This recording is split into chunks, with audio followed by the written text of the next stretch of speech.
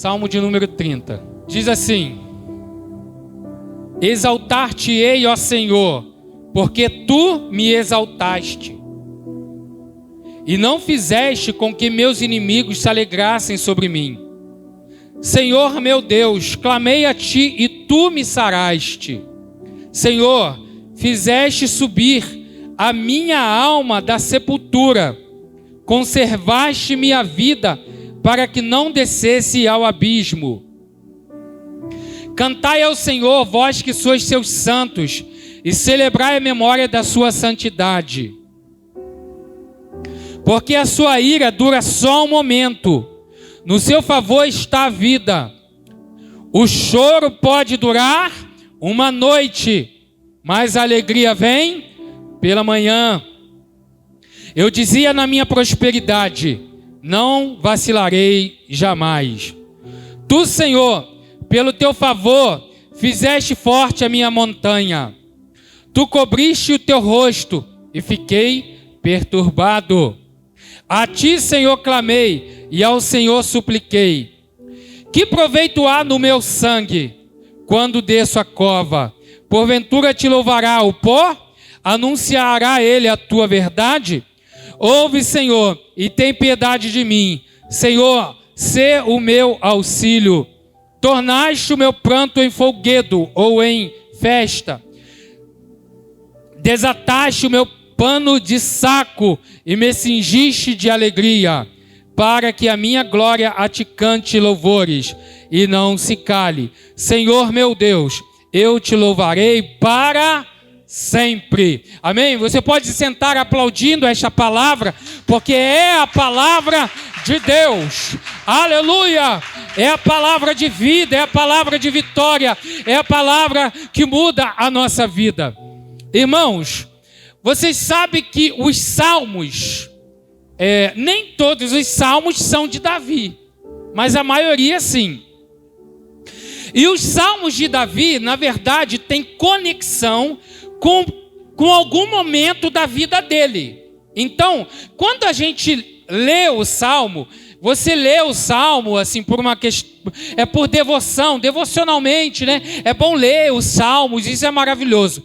Mas quando você estuda o salmo, você vai entender que toda vez que Davi ele compõe, porque o salmo era hino. Salmo era hino que eles cantavam. Só que assim, a música, a melodia, é isso que fala? Melodia? A melodia da música se perdeu. Então a gente tem a letra do salmo, mas o salmo era cantado. Ninguém compôs um salmo só falando. Os salmos da Bíblia era cantado, era o hino que eles cantavam, tá? Então os salmos eram cantados. Eles cantavam o salmo. E todo salmo de Davi tem ligação com algum momento da vida dele. Por exemplo, Salmo 23, né? O Senhor é meu pastor. Tem uma ligação direta com o ofício de Davi, de ser pastor de ovelhas. Então, todo salmo de Davi tem uma ligação com algum momento da sua vida. Esse salmo, o Salmo 30, não é diferente. Esse salmo é um salmo de Davi. E a história desse salmo está no segundo livro de Samuel, capítulo 5, versículo 11. Então, se você quiser fazer a conexão para você entender em qual momento, em qual situação, em qual circunstância Davi, ele cita esse salmo, você pode aí marcar no segundo livro de Samuel. Eu sei, né? Eu fico daqui, eu vejo os irmãos, eu sei os irmãos que gostam de marcar, gostam de olhar, né? A Luzia, eu sei que ela gosta sempre de conferir as referências que eu falo. Então aqui, para você marcar aí a referência com relação ao Salmo 30, é 2 Samuel, capítulo 5, versículo 11. Por que é 2 Samuel, no capítulo 5, versículo 11? Porque no capítulo 5 de 2 Samuel, Davi, ele vai ser rei de todo Israel. Por quê, meu irmão? Davi, ele foi rei primeiro, da tribo de Judá, com Benjamim. Depois que ele foi rei de todo Israel. Então, durante 7 anos, Davi foi rei somente da tribo de Judá, da tribo também ali de Benjamim. 7 anos depois que ele foi rei, que ele passou a ser rei de todo Israel. Está lá em 2 Samuel capítulo 5. Depois que Davi, ele se tornou rei de toda a nação de Israel, aquele próprio povo das outras nações, os próprios líderes, cabeça das nações, eles mesmos foram lá e disseram para Davi: Davi, você é o nosso rei, você foi aquele que sempre entrava e saía diante de nós, quando Saul ainda era rei. E Davi entendia que aquilo era Deus mostrando que era o tempo dele ser rei de Israel. E quando Davi, ele se torna rei de toda a nação de Israel, um rei de uma nação próxima ali, uma nação de Tiro. Mas é Tiro mesmo, o nome é Tiro, não é Tiro de dar tiro. Era o nome do lugar, é Tiro, né? E Tiro tinha até uma cidade próxima de Tiro, que é muito conhecido mesmo na Bíblia, Tiro e Sidom, né? 2 cidades muito faladas, comentadas na Bíblia. E a Bíblia diz que Tiro tinha um rei, e o nome do rei de Tiro era Irão. Irão é o nome dele. Irão era o rei de Tiro. E esse homem, esse rei de Tiro, ele manda enviar, ele envia para Davi madeira, ele envia para Davi marceneiro, ele envia para Davi pedreiro. E você sabe o que ele dá para Davi? Uma casa. 2 Samuel capítulo 5, versículo 11. Ele manda profissionais, ainda ele dá o material. Ele manda construir uma casa para Davi. Davi entendia que aquilo ali era Deus aprovando o seu reinado. Poxa, já pensou? Você começa o seu reino, você sabe que todo início é uma coisa difícil, né? Todo início, irmão, é difícil, é uma batalha. Davi, para ele chegar a ser rei de Israel, foi muita guerra.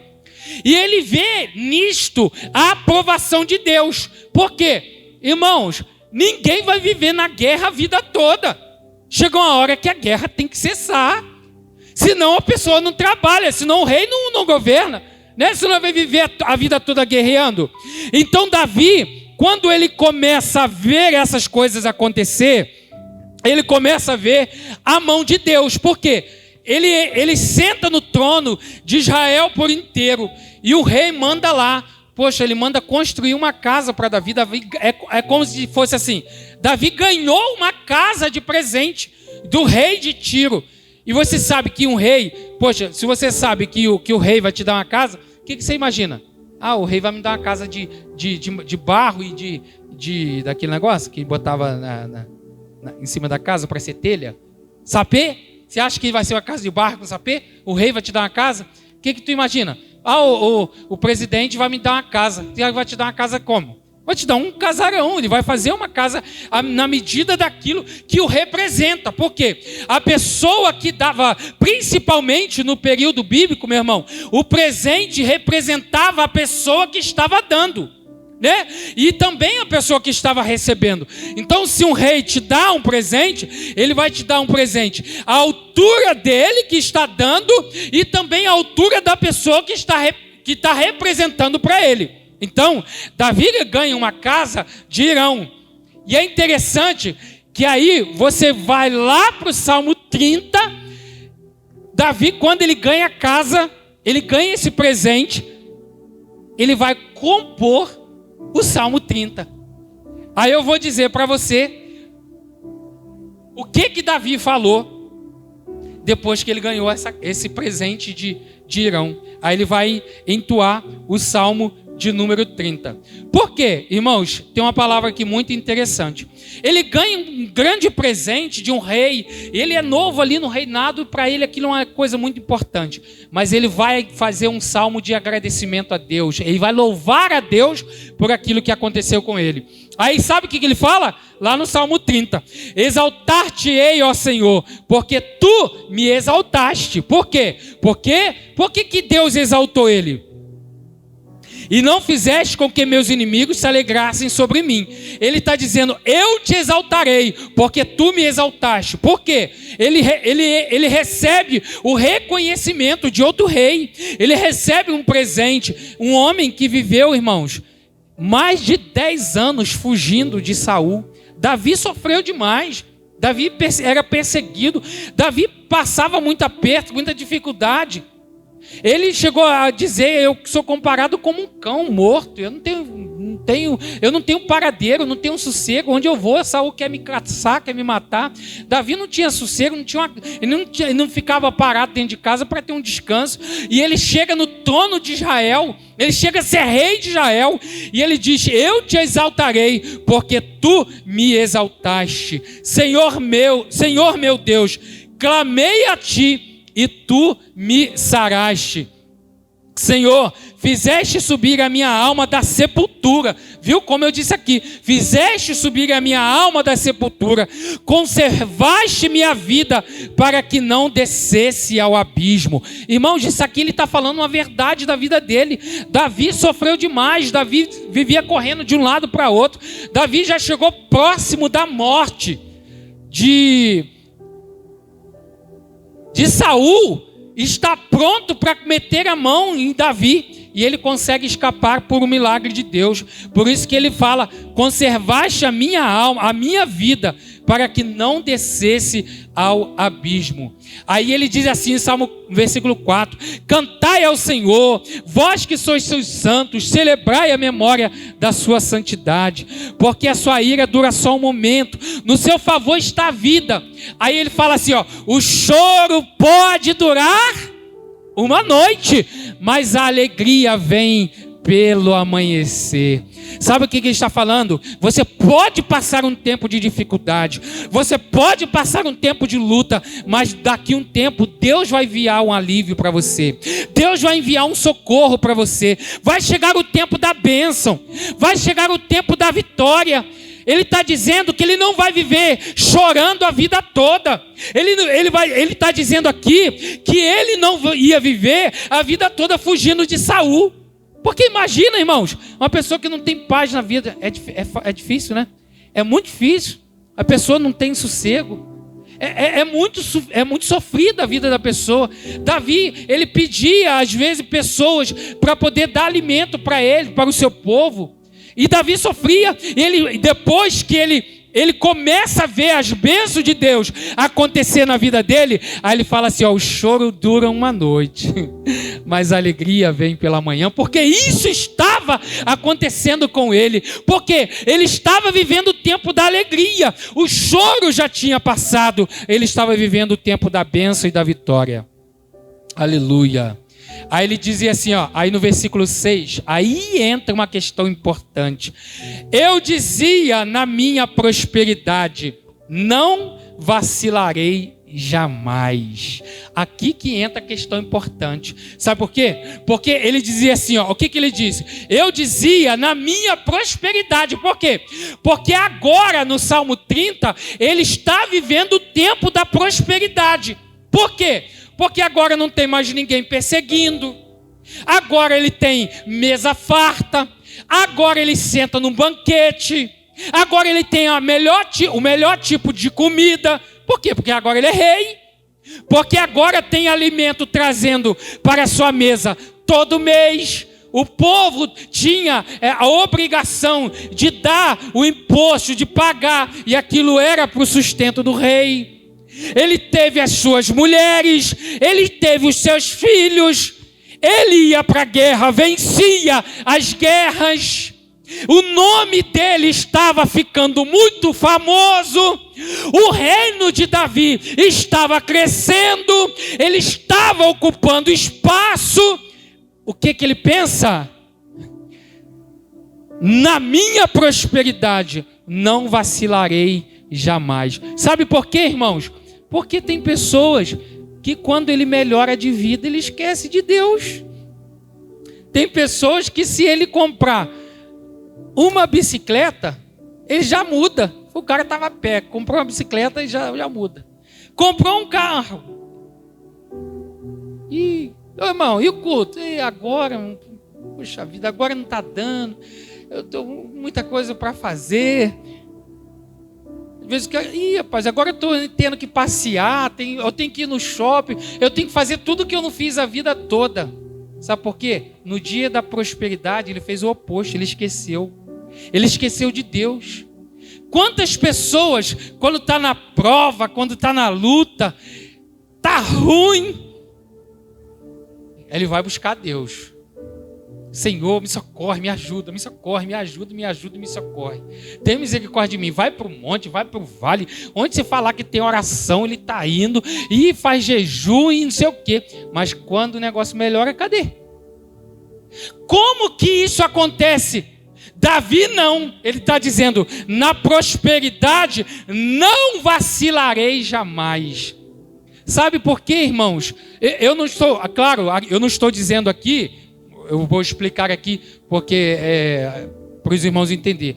Por exemplo, eu estou dizendo de modelo de vida, eu não estou dizendo de você, por exemplo, a pessoa estuda, aí chega um tempo de você fazer a prova, aí você não pode vir na igreja, você está fazendo prova, é uma coisa. Às vezes a pessoa trabalha, ele tem dia que o trabalho está extenso, ele tem que trabalhar mais um pouco. Não é isso. O que eu estou dizendo é de modelo de vida, de gente que ele melhora de vida e abandona. E abandona mesmo, tu não vê mais não. Rapaz, como diz o outro, né? Tomou Doril, sumiu. Esqueceu do Deus que deu para ele o remédio no dia da adversidade, no dia do aperto. E outra coisa, irmãos, eu usando esse texto aqui, essa palavra aqui, vou aproveitar e falar para os irmãos. As pessoas hoje são muito fracas. Tem vez que eu não quero falar isso, mas não tem jeito, tem que falar. Se você faz culto de manhã, a pessoa vai de manhã, não aguenta ir no culto à noite. Não aguenta não. Não vai no culto à noite, eu já fui de manhã. Se vai no culto à tarde, aí não aguenta ir no culto à noite. Se for no culto na segunda, não adianta botar culto na terça. Não, eu não vou na segunda, que eu fui no domingo. Ou seja, às vezes a gente é tão fraco para ter esse entendimento da importância de estar cultuando ao Senhor, de estar aproveitando para estar na casa que a gente chama casa de Deus. Como às vezes as pessoas não dão importância a isso? Não, assim, é para estar na igreja. É como se fosse, eu já fui de manhã, já fui na escola dominical, eu falei aqui, eu vou botar a ceia para a noite, porque tem gente que vem na ceia de manhã e não vem à noite. Eu vou fazer o culto à tarde, eu já faço sabendo. Tem gente que já bateu a cota. Oi, Jesus, tem misericórdia. Pai amado, irmãos, sabe por quê? Porque às vezes a gente não quer esforçar um pouco mais. É porque às vezes dá um cansaçozinho de nada. E a gente, já não dá, já não sei o quê. Você sabe por quê? Por quê? Sabe por quê? Porque o negócio está bom. O negócio está bom. Se o negócio estivesse ruim, estava orando, às vezes orava direto. Um amigo meu, uma vez, ele passou por um processo que a esposa dele passou uma situação muito trágica. Perdeu o filho estava grávida, perdeu o filho, mas nasceu doente, aí foi para o hospital. Pensa num cara que orou, mas caçou igreja. Ele falou assim para mim, Jário, eu nem sabia que na igreja tinha culto matutino, 6 horas da manhã. Ele falou, eu sou criado na igreja, nem sabia, eu descobri que na igreja tem culto matutino, 6 horas da manhã. Sabe o quê? Desespero pro filho, para Jesus curar o filho. Sabe por quê? Porque vai procurar Deus na hora do aperto, vai procurar Deus na hora da dificuldade. Meu irmão, a gente tem que servir a Deus e estar pronto para buscar a Deus em todos os momentos, meu irmão. Essa disposição tem que haver em nós. A gente não pode ser fraco assim, não. Isso é fraqueza. Isso é ser fraco. A gente tem que estar com a disposição. Eu já falei aqui, quando a gente era criança, hoje eu estava até falando com o irmão do Renato, que eu acho que a gente ia para Divinim, na mesma época de idade, que a nossa idade é comparada, assim, parecida. E ele diz exatamente aquilo que a gente fazia naquela época. Minha mãe botava a gente nas costas e ia para a igreja. Às vezes, eu vinha dormindo e andando de Divinim para Dores. Vinha andando, dormindo. É longe demais da conta, mas a gente ia. Mas assim, você quer o resumo da ópera? Eu tô aqui, tô vivo, né? Eu tô vivo. Eu tô aqui. Não morri não, eu tô aqui. Porque a disposição que existia naqueles crentes lá atrás, de servir a Deus, de estar reunido na igreja, de estar buscando a Deus. Ele até falou que a tua mãe fazia a mesma coisa, né? E é distante, às vezes saía de lá para ir para Dores também. Irmãos, esse vigor, esse fervor espiritual não pode sair do nosso coração de jeito nenhum.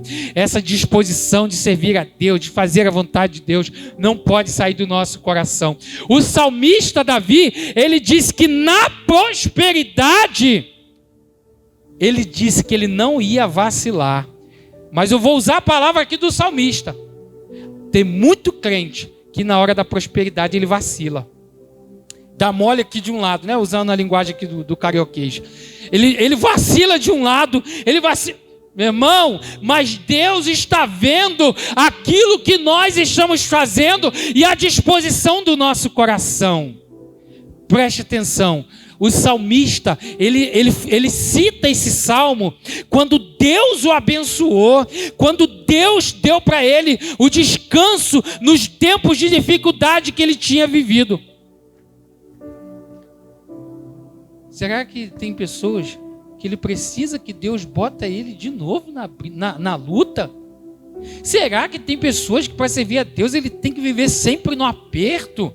Meu irmão, a gente não precisa viver apertado a vida toda para servir a Deus. Mas eu vou dizer para vocês, tem pessoas que Deus sabe, que se afrouxar a corda, ele se perde.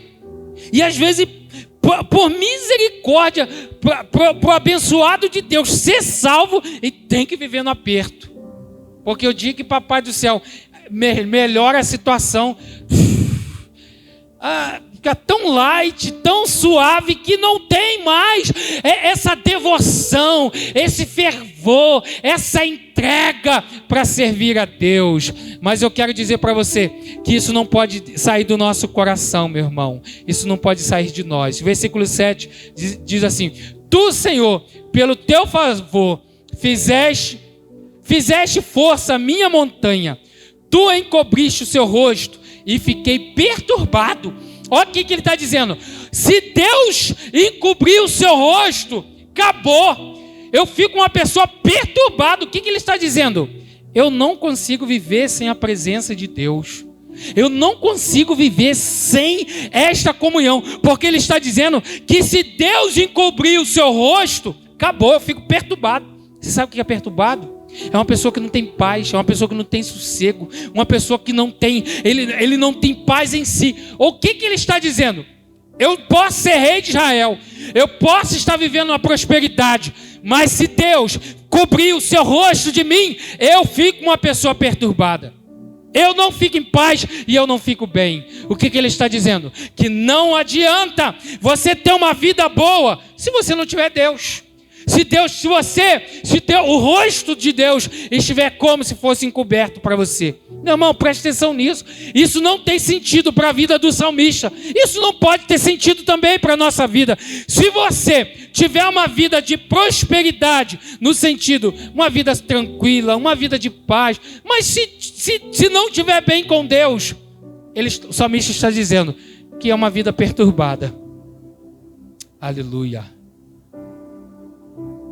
Aí ele fala no versículo 8: A ti, Senhor, clamei, e ao Senhor supliquei. Ele está dizendo que ele não deixa, no tempo de bonança que ele está vivendo, ele está dizendo: A ti, Senhor, clamei, e ao Senhor supliquei.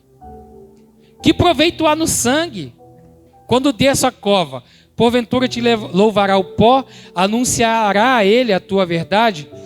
Ouve, Senhor, e tem piedade de mim. Senhor, sê o meu auxílio. Aí ele vai fazer a conclusão daquilo que ele fala lá em cima.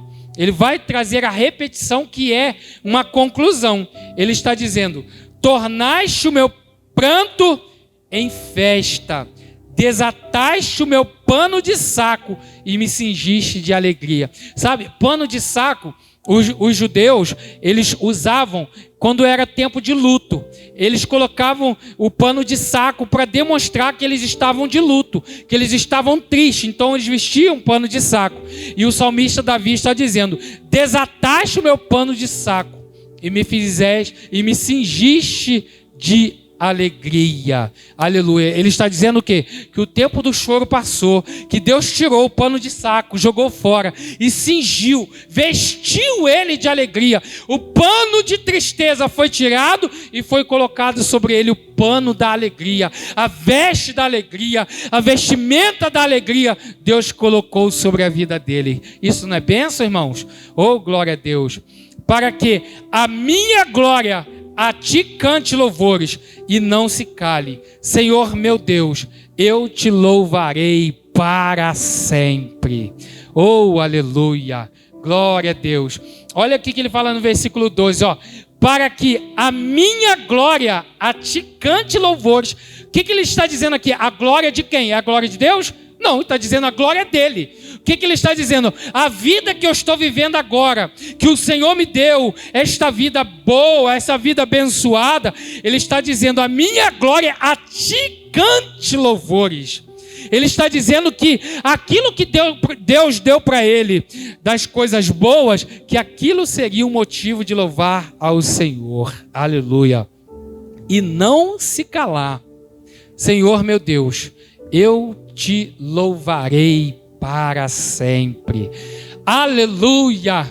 Esta é a palavra, irmãos, que deve permear, que deve alimentar o nosso coração e a nossa alma diante de Deus. Sabe por quê? Porque Deus quer isso para nós, que em todo o tempo da tua vida, no tempo da paz, da bênção, que você não deixe de servir a Deus. Tá bom? Amém. Aí que eu vou buscar a Deus, vou estar reunido, vou estar orando, buscando, vou estar cantando, servindo ao Senhor.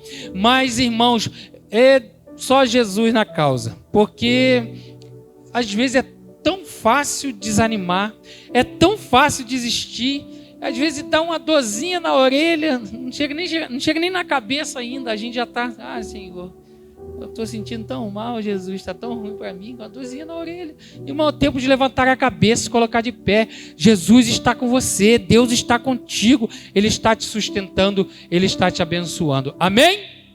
Glória a Deus.